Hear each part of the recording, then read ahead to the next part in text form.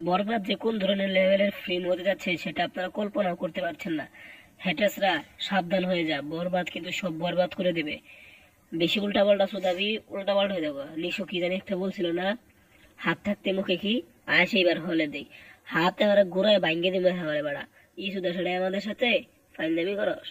যাই হোক, বরবাদ কি ধরনের ফিল্ম যে হতে যাচ্ছে আপনাদের কল্পনার বাইরে। কি বলবো ভাই, একেবারে এমন অ্যারেঞ্জমেন্টে এমন ভাবে কোন মুভি হয়নি এর আগেও, এর যাবৎকালে। আপনারা কি বলেন? আমি তো একদম একমত। এর আগে বরবাদ যে লেভেলের ফিল্মস, এর মতো ফিল্মস এর আগে দুই বাংলায় একটাও হয়নি। যতই আসুক বস্তু, যতই আসুক নবাক শিবগিরি, যতই আসুক তুফান, তুফানের তোলে হাই ভোল্টেজ, যতই আসুক খাদান, বরবাদ তো বরবাদই।